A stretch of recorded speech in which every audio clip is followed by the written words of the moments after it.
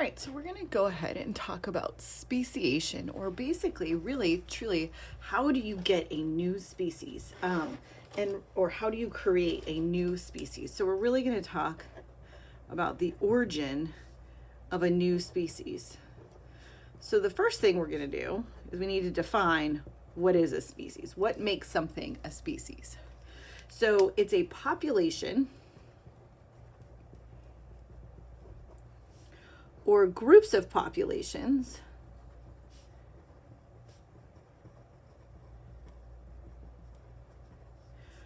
whose members have the potential to produce fertile offspring.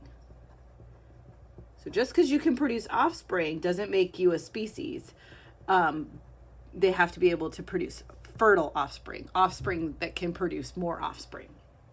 So the problem is what has happened over time is that because of evolution, so because of changes in a population, because of changes in DNA, there's become some barriers that prevent two different groups of species from interbreeding. Or really, another way to look at it is actually the opposite of that. Over time, there's a group of populations have devolved into two new separate species because of these reproductive barriers.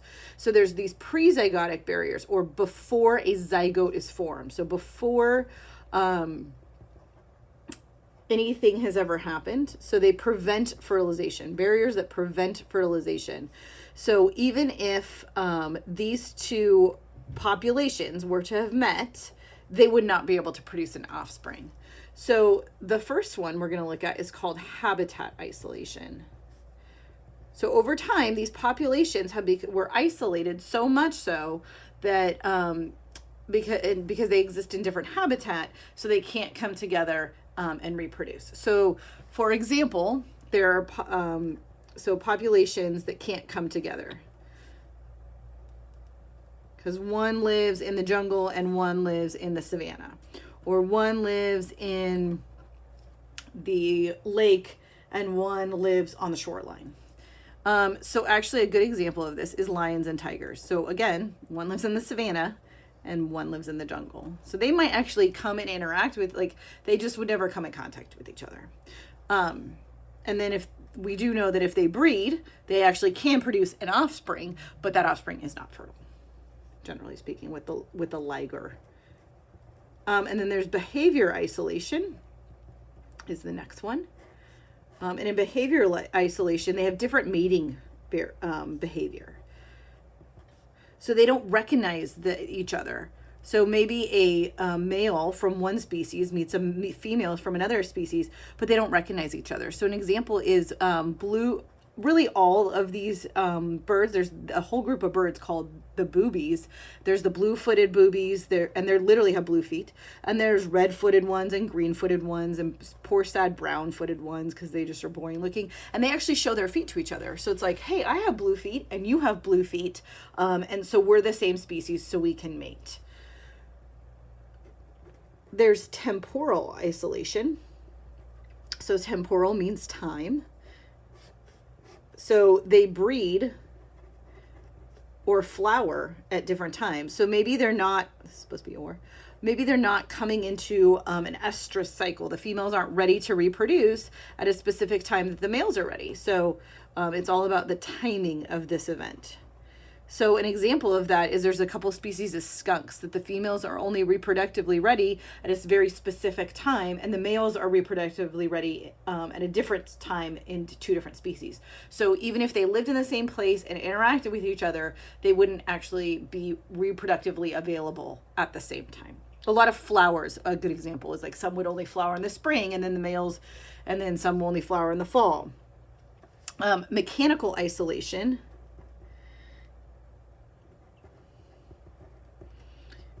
is the mechanics don't work.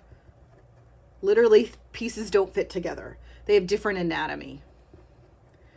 We'll look at a lot of mammals have a baculum or a bone in their penis, and so sometimes those baculums prevent certain penises from going into certain vaginas, and they just don't fit together. So, or another example is there's some dragonflies that have this where they don't actually physically fit together. That's the example in your book. And then there's gametic isolation. So the gametes won't fuse together. So they can, this is really common. It's very similar to mechanical, but this mechanical goes with internal fertilization. Gametic would be kind of analogous to that, and that the gametes fail to fuse. So I'll show you our example is red and purple sea urchins. So the way sea urchins reproduce is they do what's called spawning. So they just release all of their gametes into the ocean all at one time. They release all their eggs and all their sperm. And so if they were to release, if the red and the purple were to release at the same time, in the same place, if a red sperm found a purple egg, they would not actually go and fuse together. They would not actually fertilize themselves because there's proteins on the cell surface of each of those that don't recognize each other. So it would fail to actually fertilize in that case. So those are all of our pre-zygotic or before a zygote barriers. And then now we're going to look at our post-zygotic barriers. So these are barriers that prevent the zygote from becoming fertile offspring. So whether that, they might actually produce offspring, but it's not going to be fertile.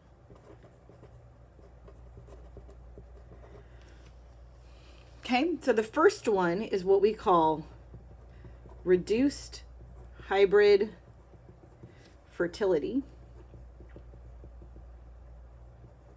So this one, it just kind of is just like the name says, right? The reduced hybrid. So the hybrids, or the offspring of two different species, are sterile. They have a reduced fertility.